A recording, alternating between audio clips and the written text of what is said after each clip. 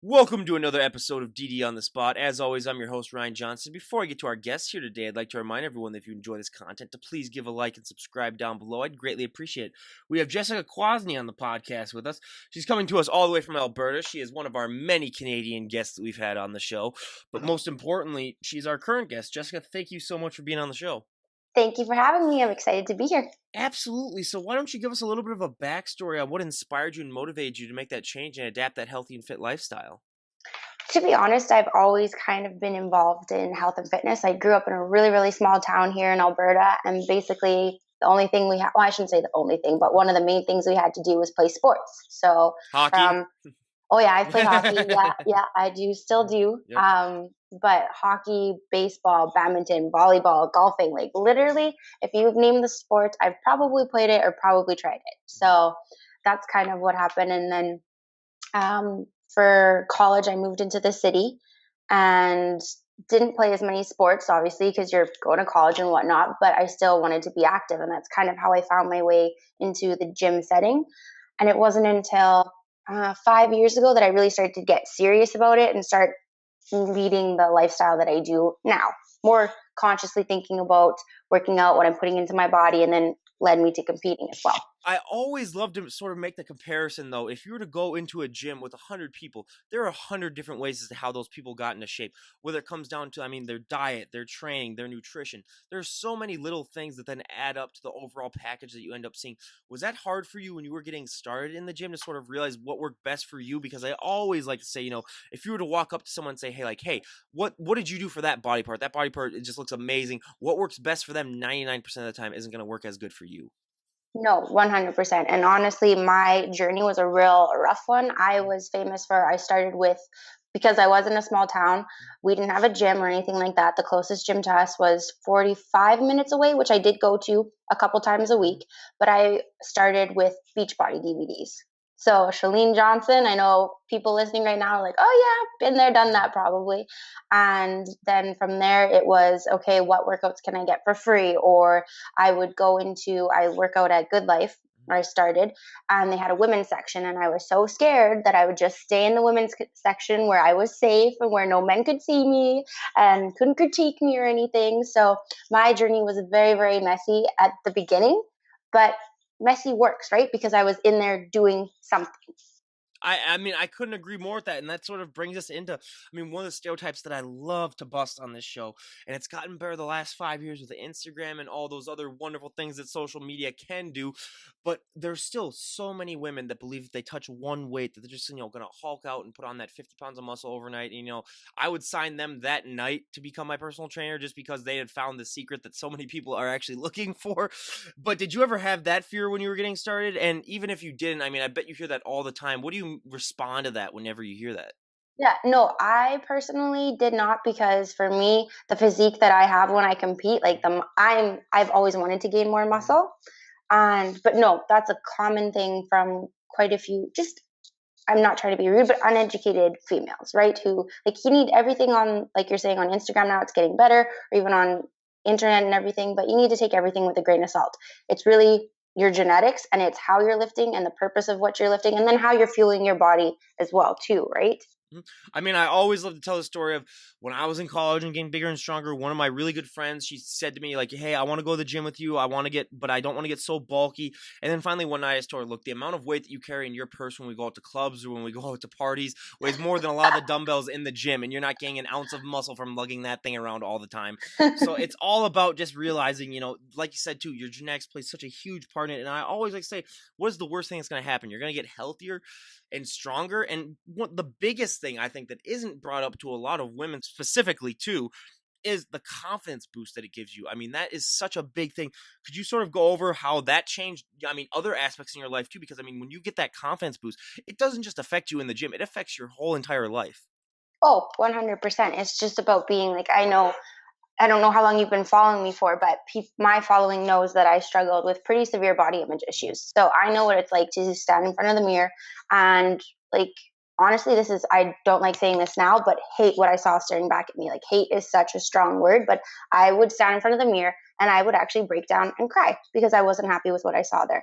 And it was when I took steps into the gym to, work on my health and work towards my dream body and stuff like that, that it just, now I'm turning 28 this year. And this, like when I turned 27, this last year for me has finally been the first time that I've been able to say I am truly confident in who I am, what I look like, and everything. So it's a journey to get there, but it is, I can't even describe how worth it is to take those steps, to invest in yourself, and to take the time and the process and the good and the bad and everything to get you to a place where, like you say, you have that confidence, you know who you are, you know what you want, you know the reason behind doing everything. It's great. I couldn't agree more, because that's just one of those things that it's one of those things that just affects your day-to-day life as well as just going to the gym. And I mean, I always love to say as well, especially with the younger generation, where they want everything now and they want everything yesterday. They're not willing to, wait and make the change. Where I always like to compare it to, between, like, if you're an alcoholic, or if you're someone who's trying to lose weight. If you're an alcoholic and you go one day without drinking, you've already made, significant progress to your goal. Whereas if you're trying to lose weight, you go one day to the gym, nothing's gonna happen really. I mean, you're gonna look in the mirror and you're gonna be like, oh well, I lost 1/100th of a pound or whatever at the gym, so on the way. But yeah, so I mean, it's one of those processes that it takes such a long time for a lot of people, that and they just don't realize that. But just stay in and stick in for the long term, and you will see those results. But now we were talking about genetics, so it brings me up to one of my favorite questions to ask. Everyone always has that one body part that when they get started training really takes off, that they don't have to train as long, and then they always have that body part that they really just need to train to overdrive to get them to catch up. I'll give you examples. So for me, it was my back. I mean, I could train back, once every 6 months, and for some reason it would just look good. But I'm also 6'3", so my legs, I mean, I got to train them twice a week, and I absolutely hate it. But what are those body parts for you? My back is pretty good. That one's always good. But then the typical, for me, my shoulders take forever to develop. I've been able to develop my glutes pretty well, but my hamstring tie-in, killing me. Working on it. It's getting there, but we hear that all the time, especially with women, the shoulders and the ham. But I mean, I cannot tell you how many times. I mean, you can see on probably some of my podcasts if I'm not in the best of mood, because those are the days when I have to train legs. We're deep down, I'm like, I gotta make this podcast last as long as humanly possible, because the longer this lasts, the less time I have to wait then to go to the gym. So I mean, but it's something that you have to, because I don't want to have that Johnny Bravo body where it's just a big upper body, and then you go walk into the gym, people are like, wow, your legs are. But the worst, thing that's not the thing now. People don't want that. Okay. I'm not gonna lie. No. So that brings me to an important thing, though, because I'm not gonna lie. For the first 6 months when I was in college, I did not work lower body, and I am still catching up to that, because I was your typical, guy who just said, like all people care about is the upper body, so I'm just gonna work out that. So, and then when I finally realized, hey, so I still 4 or 5 years later, I'm still catching up to that, or I'm still slowly making progress towards that. But one thing that I should say that I really, really dislike, though, are those people with the genetically big calves. That is the worst. Is that you? Why? No, that's not me. Okay, no. Good. You want to talk about another body part that doesn't develop for me? Calves. Yes. Literally. I can kill them and have, can't walk the next day. They hurt so bad. And still, no, that's one for me. I'm not genetically blessed. Oh, yeah. I mean, I had a guest on here. I asked the same question too, and she put her calves up on the table. I was like, okay, we're done here. I was like, we're done. I was like, I was like, this is BS. We're done here, because I mean, it's one of those things. Like you said, it is almost 100% genetics when it comes to your calves. Where I could say, I could do 10,000 calf raises a day. I could inject pure muscle into my calves and they wouldn't grow. I mean, it's just a freaky thing that I really just I don't get. But you always walk in the gym and you see those guys and girls that you can tell have never worked calves a day in their life, but they're just naturally, just genetically built like that, and you're like, oh god. But it's just, that's definitely one of those things. But now, how far into your journey before you decided that you wanted to compete? When I started working out more seriously, it probably took me, I want to say 2.5 years. I toyed with the idea for a little bit. And actually the first trainer that I hired, she really tried to push me into it. And as soon as she said, okay, what was it? I think it was at 10 weeks, we're cutting bread. At 8 weeks, we're cutting dairy. And at 6 weeks, we're cutting fruit. I'm like, you just stop right there. Yeah. Stop. At bread, you had me at no. Yeah. Oh, believe me, I'm the biggest bread guy you'll ever. Okay, so this is so in between podcasts yesterday, It's an old pretzel thing that I had. Little pretzel Oh. thing. So yeah, everyone out there, when she said bread, I heard that too, because I hear all these, prep things, and it's just, oh, But yeah, the my thing is my bad, though yeah. too, like that was my first trainer, and I never did a show with her. Mhm.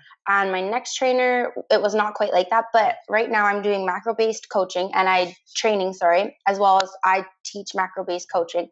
But you can keep all of that stuff in and still, like, obviously dependent on your body might not handle foods the same way that somebody else does. So when you are coming down closer to your show, yeah, there are some things that you're going to have to eliminate, that you're going to have to cut, that your body just doesn't handle well. But there's such a misconception. I shouldn't say misconception. There's such a how do I say this properly? Just a poor way that Yep. some uneducated trainers are putting their competitors into shows. Yeah, I mean, I couldn't agree more. I mean, you're going to be our about 100th guest, and we've heard, about half those have been some horror stories starting out, of, what the trainers make some of these competitors do. But I always love to say, I mean, just to get into shape, to be able to go onto a prep takes so much hard work and dedication. But then to go into a prep, that is notching things up to a whole different extreme. Whether when it comes to, I mean, you got to get all your workouts done. You got to eat the right amount of nutrition, usually at the right amount of times too. You got to have the timing down as well. What was that like for you to make that adjustment? Honestly, I'm kind of someone who's just like can get shit done. Hmm. So when I have a goal in mind, I just do it. Like, even it sucked. Some of it really sucked. Like, I know one of my shows, I calculated my calories afterwards, like after the show was all done, and my one trainer had me on. I was sitting at 800 calories for over 4 weeks. I'm like, okay, no wonder why I felt like absolute garbage. But at that point in time, I was just like, hey, this is a goal. I want to look like my best. Was I knew nutrition and I was educated in it, but that was a part of my life I just wasn't worrying about because I was working full-time job. I had my own clients and stuff, none of which I was prepping yet, but just wasn't something on my radar. Here's my plan. Okay, I'm going to execute, right? Like, that's the type of mentality that I have. Like, I get a plan, I know what the goal is, and I just execute. So I'm lucky, I guess, in that way that I have that mentality. I know it can be a lot harder for other people, but How are you able to do with 800 calories a day? Did you just feel like a zombie? yeah. Yeah. Oh, I had really, really bad brain fog too. Hmm. I would just be checked out like around noon every day. Hmm. And I thought, okay, whatever. Like, this is prep. I've been through this before. Maybe my body's just not handling it well. And I just wasn't in the state to really dive into it more. So afterwards, when I felt so crappy, I'm like, hey, I'm going to just roughly calculate out what they had me on. And yeah, it was next to nothing. Yeah, because I was gonna say, by the time you're checked out at noon, most people have probably had more calories than that just in their day Yeah. before they. So yeah, that is, yeah, wow, that is amazing. But I always love to say, if you were to poll the general public, you would get such a small singular percentage of people who would basically be willing to go up on stage in a bikini and pose for people. I mean, it takes a lot of courage, it takes a lot of determination. Was that something that you really had to work on, sort of overcoming that fear of going up on stage? Or was it something where a lot of our guests too just talk about, it gets to a certain point where you've worked your butt off for so long that you just want to go up on stage and just show off all of that hard work? What was that process like for you? For me growing up, I used to dance as well. Oh, yep. So I danced for about 8 years. So I hadn't done it for quite a while. It didn't intimidate me at all. So the biggest thing I was scared about was messing up my routine, Mhm. because posing is never done it before, right? So I didn't know what to expect and that sort of thing. But no, I was not scared of getting on stage. I also am not someone who's all about, like, I want all the attention Yeah. either. So that was a little nerve wracking, but I was not scared. Hmm. And when you brought us up to probably my number one question that I love to ask, because it is not talked about as much, and the fact that this is probably the most surprising thing since I started this podcast, is that for a lot of these competitors, posing is the hardest thing. It's harder than the diet, it's harder than the training, and it's one of those things that you would never guess. But what has your experience with posing been like? Because I always like to make the comparison. I mean, you can be a great driver, you can never be a perfect driver. You can be a great poser, you can never be a perfect poser. It is always ever evolving. What has your experience been like with posing? Yeah, no, it's exactly that. It's tricky because you can, like you say, you can put your best package on stage, but if your posing isn't right, or if the girl beside you is posing is on point, but she may not look as tight as you, or whatever the case may be, the judges could prefer her. Yeah, it's the hard thing is bikini especially is so subjective. So you kind of have to take everything with a grain of salt. And I was talking to a few women last night at an event, and you basically just have to focus on putting your favorite package on stage and then not worrying about the rest of it. Like, hope obviously doing everything you can to place and to win the damn thing, because that's what you're there for. But just, you have to be confident in what you're putting on the stage and happy with that, because at the end of the day, the judges might not like what you came on stage with. So you have to be happy with what you put on. I mean, that is a huge thing as well, because especially with bikini, where it is so subjective, you could have judges that like a little bit more muscle on the bikini compares. They like a little bit more, they like just a little bit more tone, even though, I mean, I don't, tone's probably one of the dumbest words ever, because it's like, that's one of the things that so many girls say when they're talking about going to the gym too. They're like, I just want to get toned. I don't want to get like muscle. Yeah. So yeah, I say tone's not a real thing, but I use it as this purpose just to describe, the not as muscular look as some of the judges like to look. So yeah, it's kind of a guessing game where you're kind of just like flipping a coin when you go to these shows and you're wondering what the judges want. So that's why I always say, like for a lot of other competitors, I ask later on, like what is one thing that you would change about the sport of bodybuilding if you had the all-knowing power to do so, which I'll ask you later on. But a lot of the answers that they usually get is, I would add a division in between bikini and figure, just so that they could say like, oh, for the little bit more muscular bikini competitors, go and compete in that, just so that you have a little bit more definedness. But yeah, I mean, it is, it is a struggle for a lot of people. But I always love to say, I'm one of the palest people you'll ever meet, being from the upper Midwest. And I always have been fascinated with the fact that, I mean, I could never get tan a day in my life. I get a farmer's tan, which, let's be honest, is not a real tan, or I just get burnt to a crisp. What is that feeling like, putting that tan on and seeing, because we have so many stories of people talking about, like you see muscles that you never even knew that you ever had. Everything really seems to pop out. What has your experience been like getting that tan on? Honestly, for women, it's hell. Well, I don't know. Yep. Like, you have to be so, the tan itself isn't bad, but like, okay, I'm gonna be completely honest here. Going to the bathroom Yep. is a freaking challenge. Mm-hmm. Like, you got to be so careful with it. And you normally, like, you'll get it done the night before, and then you'll get it done the day of, typically. Mm-hmm. But you have to be so, so, so, so careful. You can't sit on it. You have to squat, and your legs are dead as it is. Like, Mm-hmm. oh, no, it's hell. It is Oh, hell. I mean, that is why I That's the love to. worst part. Like, the tan, actually. Not the tan, but worrying about your Mm-hmm. tan, because that's what you're like, you're presenting yourself, and your tan is a huge part of that. So if it's streaky, or if you have spots, or if anything like that, like, you're not gonna stand up against other, or look as well against other people's who's perfect, right? I mean, I couldn't agree more with that. That's why I love to ask that question, especially for women, because I always like to say, no, you basically have to become a statue. Like you said, can't touch anything. You can't do. I mean, it is, it is weird. And yeah, I completely agree with you on that one. But I also love to ask, I mean, for a lot of people that aren't familiar with bikini compares, you have to wear heels when you go walk up on stage. What has your experience been like with heels? Have you had a lot of experience with them, or is it one thing that you really had to adjust to that too, doing that while you're doing your routine? I have, like, I've worn heels growing, or I shouldn't say growing up, but once I got into my early Mm-hmm. 20s, sorry, not teens, not teens. But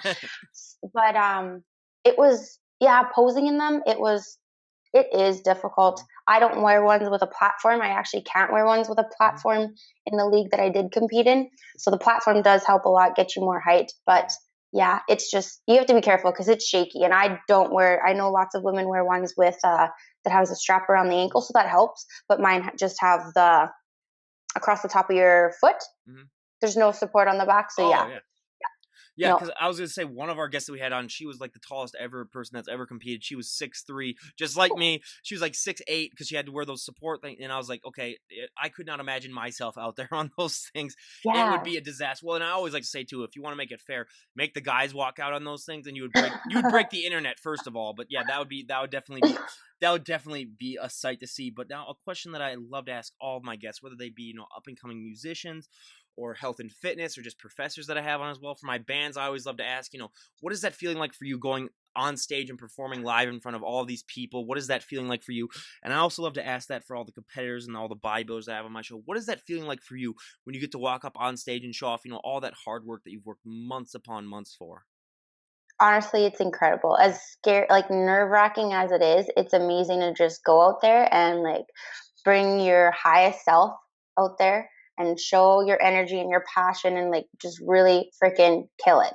And you get like 15 to 30 seconds, but that's your time. Like, that is what you worked months for. Mhm. So you just know that you're going to go out there and you're going to bring it.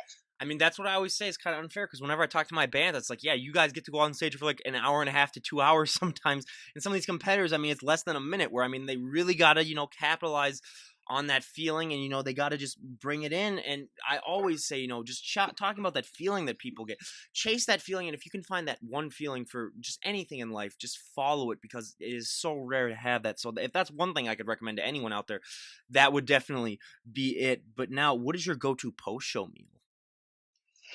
Oh, steak and wine and then a good dessert. Like I am a chocolate person, so that's honestly when I'm looking at the restaurants to go to, the first thing I'm looking at is, okay, what's the dessert? Well, what am I going to get?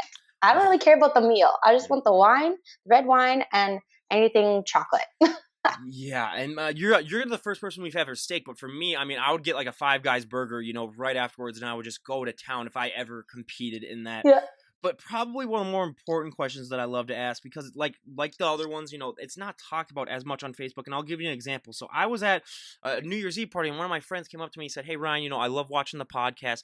But one of the things that I was shocked by, he was a weightlifter as well, was I thought for some of these competitors that they looked that way like 365 days out of the year. A lot of people don't realize that look that you guys put on stage is not sustainable because we've heard so many stories that people just assume because they see the photos and they don't, and you normally people don't know people that compete that many because there isn't a lot of them, that they don't realize that look is not sustainable, and that if you were to run into a lot of these competitors in person when they weren't in prep, you might not even be able to even tell that they did compete in bodybuilding shows. So one of the big things that I love to talk about is, for so many people when they first get started, that is a huge hurdle to overcome, just realizing that, hey, I am not going to be able to keep this weight.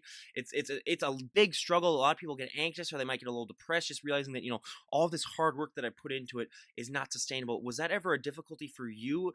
And how is that, and even if it wasn't, I mean, how have you sort of dealt with that fact that like all this hard work that I put into it, it's not sustainable? Oh, 100%. That was, especially in my first couple of shows, that was so hard for me because I personally like being naturally lean. Obviously, staying stage lean is not attainable. And I'm someone who, oh yeah, I'm still jealous of the women who can walk around and have abs showing. Like for me, my abs are basically showing peak week, and then after that, gone, like that. Like I still have definition, but I do not have abs. And that is one thing, if I could walk around with abs every day, I would be so happy. But I personally, for my body, I can't. That's just something that I've had to kind of come to terms with, that my stomach does not stay lean.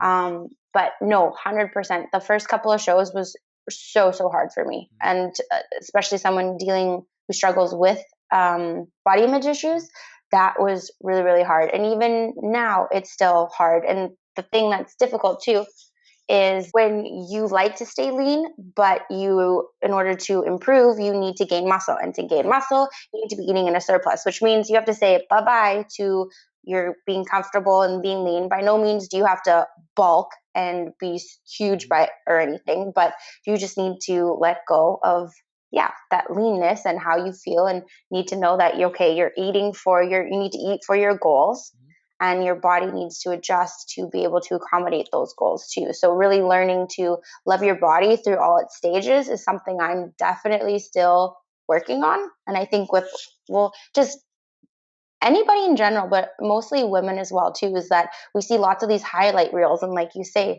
people see us throwing up these pictures from our competitions and think, oh my God, she looks amazing. Well, if you only knew what it took to get there, how hard it was, and how, unsustainable that is. Like there's nothing about our bodies during peak week or the show that's healthy or that anybody ever wants to achieve. And it's so sad to me, actually.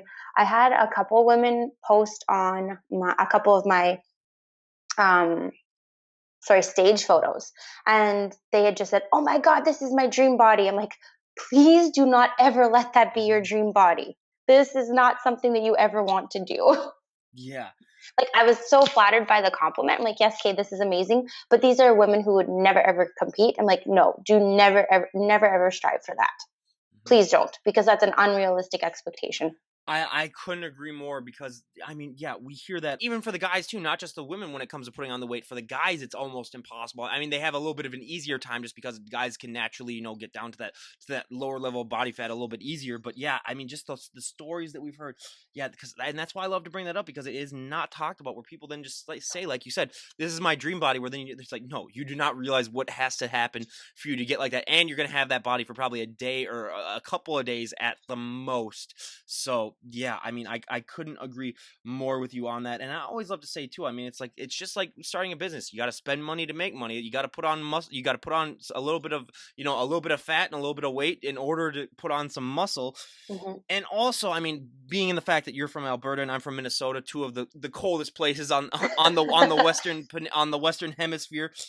Let's face it, during our winters, you do not want to be super lean or super Oh, because no, it you're is so going to be a cold night. Yeah, all it the was time.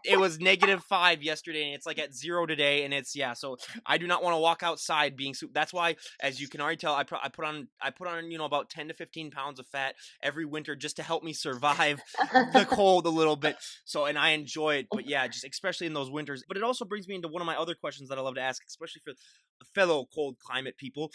How do you get through those winters, especially because your body is just telling you basically the whole time, like, let's just stay inside and just hibernate and just watch TV all the time? How are you able to motivate yourself to still go and get those workouts in, even though your body's basically telling you, like, hey, it's too cold? Yeah, I think now I'm just at a point where I would feel so much worse if I didn't Mhm, do it, but it was a long journey to get me there. And mhm, there's lots of times where, like you say, yeah, it's so nice to be cuddled up on the couch, even like reading a book, mhm. watching Netflix, anything to not go outside. Yeah. Like even shoveling can be, Mm-hmm. or we have a little Frenchie, like Yep. taking her for a walk. Some days it's just like, okay, I'm literally just walking Yep. around the block because it's too cold otherwise. But no, I would use the excuse it's too cold or I don't feel good or I'm tired. Like I would use every excuse Mm-hmm. just to not go. But I've, it's now, like I said, I've been fairly serious about it for the last 5 years. And it's kind of just, it's ingrained in me, whether I have the motivation, whether I want to go or I don't, I just go. I Mm-hmm. just Well, the one positive I always tell people though during the winter too is like, what else are you going to do then? It's like if it gets to a no. certain if it Yeah. gets to a certain coldness where it's like you can't even go outside and do anything like active, it's like what else are you gonna do besides go and work out? I mean, it's like there's nothing else that you really can do. But I mean, I always love to say, I mean, in Minnesota, it's not as big as it is in Canada, but hockey is still a huge thing. It's the state of hockey, but I mean, it's not as big as it is in Canada by far. But I mean, hockey, that's my main form of cardio during the winter though too. So I mean, Hmm. everyone gets out. So that's what I love about the winter too. I mean, you get your hockey, you get because I go and play, pond hockey with all my friends. That's our Oh, cardio that we fun. get in. So yeah, I mean, yeah, that's my favorite thing to do during the winter. So yeah, I mean, that's the cardio. So you got to find some fun ways to get your cardio done because Yeah. cardio, I mean, I absolutely hate it. But yeah, it's definitely yeah, it's a lot of fun. But now two of the questions that I love to ask all of my health and fitness guests that I have on. For the first one, for me, one of the there's so many positive things that happen, when I went to the gym and started getting bigger and stronger in college. But one of the negative things are you're going to get asked to move a lot of people's furniture. You're going to get asked to open a lot of pickle jars. I mean, I'm still at home with my parents for the next couple of months before I move out, and every single time they come home with food, with groceries, I basically have to lift the car into the driveway. Has that been a similar experience with you, where people just know now that you compete, or that, and that also, I mean, just by taking one look at you, that you're in really good shape, that they just assume that you can do favors for them? I'll be honest, not really. I have some Oh, people who lucky. ask me, like, they'll ask me favors about things that they read online and Mhm, that sort of thing, which I'm happy to do, mhm, more than happy to do. So that's been more of it than anything else. Is mhm, people will be asking me, "I read this. What do you think?" mhm, Or "What about this?" Or "Should I be eating this?" Or "Should I not be eating this?" So mhm. for I'm not the Hulk, so I don't have to go open cans, but I do have to. I'm like a 1-800 Google. Yeah. That is so lucky because yeah, well, and also because I realize, I mean, for the women that I have on, that answers like 50-50, or half of them they'll be like, no, I still, I don't do that, and then other ones are like, yeah, sometimes I get asked by that, but yeah, I mean, for the guys that I have on, yeah, that's like 100%. But I also, it's a double edged sword for me because even if I wasn't big, I mean, I'm 6'3", so just walking down the street, people will take one look at me and be like, oh hey, tall guy, come and help us like Help. carry this. Yeah, so it's a double edged sword for me where I just yeah, I'm just. Yeah, I got to a point where even like last summer, every other weekend, friends would just text me and be like, "Hey Ryan, I'm moving out of my parents' house. You want to come help me move?" And I'd be like, "Well, I don't want to help you, but I'll do it." But yeah, so yeah, it just got to the point where I just realized, like it's unavoidable. You're gonna have to do it. But now, probably my favorite overall question to ask, and again, is a multi-million-dollar idea for anyone out there. But when it comes to clothes for fit women, your clothing options can be limited. I mean, I always love to say, if you have really broad shoulders, dresses aren't your best friend. Jeans are another thing that we hear of all the time, where you're just, the body is just not built for bodybuilders to wear certain types of jeans. What are some ways that you sort of compensate for the fact that your clothing options can be limited? Honestly, I'm just starting to notice that thighs are a problem for Hmm. me. But other than that, I fit clothes decently well. Hmm. I do. So that's not a huge problem for me, which I know is not helping your question, but it's like I'm usually an extra small or a small, so No, no they worries, fit no me. worries, because a lot of the times, people just assume that that's going to be a problem if you do take up any of those, and if you do take up like competing or do take up weights. Oh, But we've had so many people that come on and say like, it's not always a problem. Like some people are still able to pull it off. Now, a lot of the answers, like if we get like like some of the huge people on the show, then they're like, yeah, okay, we need a separate clothing line for you. And we've had a couple of powerlifters come on, a few guys and girl powerlifters come on, and oh yeah, I just can and see it's that. like and it's like yeah, yep, we need new clothes for you guys. Like we need Yeah. a new, yeah. So yeah, I mean, I completely understand that. But I always love to tell the story when I came back from college, after my freshman year, I had put on about 15 pounds of muscle, and I went to a friend's wedding, and I bent over to pick something up, and I heard, "Shh." Now, Mm, luckily, it was the shirt inside the suit, so it wasn't the suit. okay. So I lucked out big time on that one. But yeah, after that, I realized like, hey, I might need to upgrade my wardrobe a little bit, just because Just a it is little bit. just a little bit. But yeah, I mean, yeah. So I totally understand that. But now we go on to our audience favorite, my personal favorite part of the podcast. Excuse me, the little questionnaire where I'm going to ask Jessica here about a dozen or so health and fitness related questions, sort of more of a getting to know her as well, that I ask all of our health and fitness guests, and we'll see how her answers stack up to everyone else's. So, Uh-oh. oh no, oh yeah, all the pressure in the world now is Yeah. on you. So now for our first question, what is your go-to workout song at the moment? Oh, shoot. I don't think I have a go-to one. I have a go-to genre. I Oh, love that works as EDM. well. EDM. Yeah, yeah. Yep. See, I And mean, my brother is actually he's a producer, and so any of his stuff, I love it. Love it, love oh, it, love it. okay, so as soon as we're done with this podcast, you're giving me his info, and I'm gonna have him come on, because I love having bands, like I talked about, and having Oh, promoters.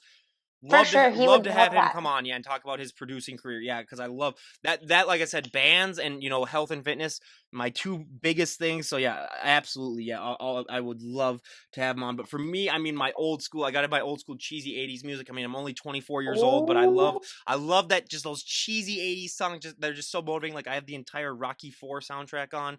It's the Oh. cheesiest soundtrack of all time, but it's one of those things where it just pumps me up because of its cheesiness. But I have a problem. So like I have a gym at my house, so luckily like 75% of the time I get to work out at home. But Oh, when I that's amazing. when I Yeah. know that for a lot of people out there, that is probably one of the biggest things, especially during the winter, that can motivate you, is if you have a gym that's just right at your house where you can work out Yeah. at. But when I do go to a normal gym, I'm one of those people where I gotta wait for the beat to drop. So if I'm doing like lat pull downs, I might be like just sitting there for like 30 seconds. Literally had people come up to me and say like, "Hey, are you all right? Did you like pull out your back or something like that?" And I'm like, nope, Do, just sir, do you need some help? yeah. Oh yeah, I've heard that too. And then yeah, and then some people, I take one look at them, and I was like, I was gonna say like, do I look like I need any help?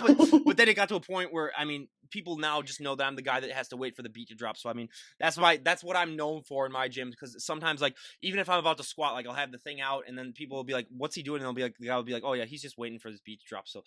Oh, So yeah, I it's love one of that. those things. Yeah, I know, and it's like I've even wanted to try to edit some of those songs, so it's just beat dropping songs that I'll just make into a Oh yeah. playlist. But Yep. but yeah, so we'll see how that progress goes. But now, out of all the celebrities on the planet, if you could work out with any celebrity, who would it be? Oh, The Rock. The Rock by far is our most popular answer. For me, it would probably just be like Arnold, just because it's Arnold, and the fact that I would love to hear him like yell at me in his Austrian accent, because I just love all the movies when he does that. Yeah, it would be absolutely awesome. But now, out of all the celebrities on the planet, if you could train any celebrity, who would it be? Oh man, I have no idea. I don't know. Kevin Hart? Ooh, Just because Okay. that would be hilarious? Well, here's the thing: you are 100 for 100 so far, because that is again our most popular answer. But the only problem with that, like you mentioned though, is that whenever you train comedians, you are not going to get a proper workout in. You're going to get the best ab workout of all time. But yeah, I always say that too. But yeah, Kevin Hart would probably be one of mine too, just because he is. Yeah, Have you seen the videos? No, like it's like you of him said, but working out. Yeah, yeah. yeah, Oh my god, I kills me every yeah. single time. I'm like, yeah, okay. When he was working out, when he does like the Conan O'Brien thing where he tried to work out with him, and then when he did the other thing with like Shaq when he was trying to work out, Yeah. when he worked out with like Venus or Serena Williams, yeah, that's what I said. I was like, yeah, it would be one of the best experiences of my life. But I was like, there's no way I'm even lifting one weight. I'm just listening to him the entire time and just being in the background. Yeah, I couldn't agree more. But now, what is one item that you always need to have in your fridge? Oh, almond milk. Mm-hmm. Yep. Because I love overnight oats, and I cannot have my overnight oats without almond milk. Yep, we get that all the time. Almond milk is one of our more popular answers. One of the most surprising answers for me, though, is for a lot of bodybuilders is mustard, because I mean, mustard, it's zero in Oh, calories, zero in fat. You got to put it okay, on I'm all gonna your chicken. change my answer to hot sauce. Hot sauce, I ooh, literally eat that on almost anything. yeah, mustard and hot sauce. Yeah, I mean, you got to put those things on your food just to make it taste better. But now, I mean, I talked about it previously. But if you could change one thing about the sport of bodybuilding, you had the all-knowing power to do so. What would you change? I think I think I would change trainers pushing their clients to the stage. I know there's lots of, at least around my area, trainers. There's a few, select few that I can think off the top of my head that are just, oh, you should compete, you should compete, you should compete. And they literally just put people up there just to put them up there when they're not necessarily ready. And I don't think that's beneficial for them because they're not there in their mindset and everything that's going to happen afterwards. And the other one is it's just for the sport in general, right? Not saying that they don't deserve to be up there because they work their asses off, so they do deserve to be up there, but it also is a sport too. So coaches who put their people up there who who aren't necessarily ready, I don't think that's right. No, it's not that it's not right. I just think that's what I would change. She's Canadian, everyone, so she's got to apologize every time she makes something Oh. controversial. No, believe me. So I had a brother that played professional baseball, and he went up to Kelowna to go play with their club team during the summer when he was in college. And I was honestly, I talked about, I was like, first of all, we asked how many times did they say A, and how many times did they apologize for something. He goes, okay, it is worse than we ever thought. That it would be like, he's like, every single sentence, it was almost like A at the end of it, but he's like, nicest people you'll ever meet. Like the stereotype, that stereotype is 100% true. He's like the nicest people you will ever meet. But we were talking about fridge related items, and I always have to ask, are you in the province where, I mean, the majority of your milk is in bags? No, I don't drink milk though either. So Oh, okay. Okay, yeah, good. no. Because I was gonna say we found one of the normal people then. Because out of all the Canadians that we have on, a lot of them, In about half of them, bags? yeah, they have the milk in bags. It's usually on the East Coast part where they store them in bags. Yeah, Oh my god. in like Toronto, and then we had one in Newfoundland who we talked to, and they had, and so yeah, it was You're educating me right now on my own well, country. I'm instead of mansplaining, I'm American splaining. Then I guess I'm U.S. splaining, but yeah. So apparently that's a thing that that's why I love to ask that, because it's as, believe me, it's as fascinating to me as it sounded to you. Oh yeah. So when I heard that, yeah. But now, out of all the people who follow you on Instagram, what would be one thing that you think they'd be surprised to know about you if they met you in person? I'm an introvert. Mhm. Yep. Wow. Yeah, that's especially people on Instagram, they might not think that. So yeah, that's definitely one thing that I think a lot of people would be surprised to as well. But now, what was the last TV show that you binge watched? What about the TV show that I am binge watching? That one works as well. Nashville? Nashville. Ooh, yeah. That is a good one. Bet you didn't expect that one. Oh, hey, believe me, we've heard so many surprising answers. You is the one that I literally, the whole last day, yesterday, after I got done with recording my podcast, I binge watched the whole thing, and I stayed up Is till it like, good? Because it's showing me like you should watch, do like it. your suggestions, right? In Do it. Netflix? It Yeah. is Okay. very good. It is Okay. one of those things where, I mean, it proves it doesn't really do well from my end, because it just proves how easy it is to like stalk people online. And me, getting people's attention to come on podcasts, you kind of have to do just a tad bit of that. Little bit. So yeah, a little bit. So yeah, it doesn't really bode well for people like me and what I'm trying to do. But yeah, I highly recommend it. It is great show. Grace and Frankie too. Have you watched that? I have not, sure, but I've heard many good things about that. Oh, you need to. It is hilarious. Yeah. So funny. I will definitely get into that. But now, what is your favorite TV show of all time? Mm, I don't think I have one, and that's being honest. Okay. Just because for me, I don't really watch TV, even though I binge watch, like you say, but I will have Netflix on in the background while I'm like doing my meal prep or while I'm cleaning the house and doing other stuff. But to actually sit down, oh, okay, wait, Big Bang Theory. There we go. We'll say that one. Ooh, Yeah, that is a Big good Bang. one. That is a good one. Yeah, I mean, I couldn't tell you what my favorite show was because there's so many of them. It's either like The Office or Friends. It's definitely a tie Mm, between those two. But now, what is a guilty pleasure movie that you enjoy? Sex in the City. See, that's our first one that we've had in that. But all those types of movies. I know I get that all the time, 100%. But I mean, for me, all of my guy friends, close your ears. Princess Bride is my guilty pleasure movie. Oh, that's Yeah. such a good one too. Oh my god, yeah. I mean, I watch it so many times where I can quote the majority of it, and it's one of those movies where if you're flipping through the TV and you see that it's on, you You have to automatically watch it. yeah, you have to Yeah, watch it no matter yeah, what. you So can't. I'll give an example. I was typing my thesis paper in college, and that movie came on, and I stopped what I was doing. Stopped writing my thesis paper for 2 hours, watched the movie, and then so yeah, if that isn't dedication, I mean, I have no idea what is. I mean, so yeah, Number absolutely. one fan. Absolutely. Well, yeah, and it's again like I say, all my guy friends. I'll never admit it in public. You can get me. I mean, you can come on and watch the podcast. That's the only time I'll admit it. So yeah, Princess Bride, 100% is my guilty pleasure movie. But now, if you could go back in time and talk to the 18-year-old version of yourself, what would be the best piece of advice you would give her? Oh, to not care so much about what people think, to Yeah, just do me, yeah, because that's what's going to make me happy, and not trying pleasing everybody. You're not ever going to have everyone, not everyone is going to like you at the end of the day. So you're just going to do yourself more damage trying to impress people that will never be impressed by you. yeah. Yeah, believe me, that is word for word what I would do. 100%. But now, what is your favorite fashion trend of all time and least favorite fashion trend of all time? Favorite fashion trend? I think just in general, I enjoy fall. All the the boots and the scarves, and it's just so comfy. Hmm. And least favorite, just wide legged pants Hmm. or bell bottom jeans. No, Hmm. We have a no, news flash now, everyone. A lady loves fall. That's a shocking story. I was gonna say that's our most no fit. way. Fall's probably my favorite No, no, I'm season. saying every girl loves fall. So that's why I'm saying. That's Oh, why I'm saying. okay, That's okay. why I I'm was saying. like, what? It's like one of those things where people always say. In other news, water is wet. So yeah, yeah. In other news, Ooh. we have another girl that loves fall.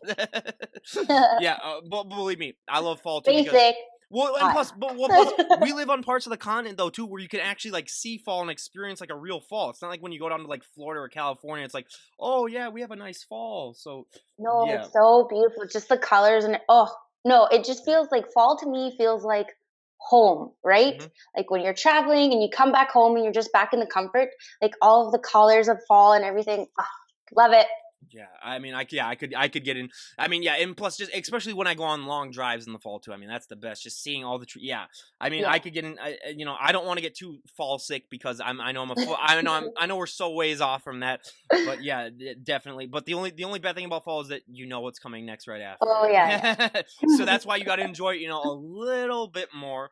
But now we're done with the questionnaire. So now I like to ask these last few questions before we wrap things up. So I mean, is there another show that you're planning on competing on next? Do you have a date on which you're going to step on the stage next, or are you currently just in like a rebuilding process? I am gonna step on the stage in, I believe, October. The first weekend of October, I think I'm gonna do the Muscle Beach show that we have here. I am switching the what's it called? Oh my gosh, I can't think of the name. The organization. It's not organization isn't right, but I competed in the CBBF last year. I'm moving to the CPA this year. So October. All right, everyone. Yeah, Heard it here that's first. yeah. You heard it here first, everyone. October, so she'll be in fall. So that means she'll just be loving it even more. And hopefully that gets you through your prep a little bit more. Oh yeah. But now, lastly, is there anyone that you'd like to give a shout out to before we wrap things up? Probably just to all my followers and everybody listening here, and to yourself as well. Just what you're doing here and bringing this platform for us to just shed a light on what our passions are and what we enjoy, and then to try to debunk some of the stigmas that there are with the health and fitness industry as well. So it's Oh, just amazing. I couldn't appreciate that even more because yeah, I mean, like I said, I do this, out of the goodness of my heart. I know it's such a cliche thing to say or whatever, blah blah blah. But yeah, I mean, I love having guests come on, share their stories, and we can't thank you enough for coming on. Just because, I mean, first of all, we love having our international guest, even though I know the US and Canada aren't. I mean, just to consider them different countries, I mean they're almost the same thing. Just there's just a few differences. So whenever I say like I've had international guests and people are like, oh, who? And I was like, Canadians, and they're like, okay, that doesn't count. But I have had like people from Ireland and from Oh yeah. Australia and England. So yeah, those are my but because my goal is to try to get all the English speaking people on that from English speaking countries. I'm only missing out on New Zealand. That's the one that I'm still currently working on to try to Oh, get that'd someone be from cool. New Zealand to come on. But yeah, again, we cannot thank you enough, Jessica, for coming on. I mean, I really, really appreciate, your story was really great and just know how you're able to overcome all that stuff. And it is just a testament to what, that healthy and fit lifestyle can do. And lastly, before we wrap things up, if you could give any piece of advice to anyone just, walking down the street who just looked at you and said like, wow, you look amazing. I want to look like that. What would be the best piece of advice that you would give them in order for them to, be on the right path? Just start.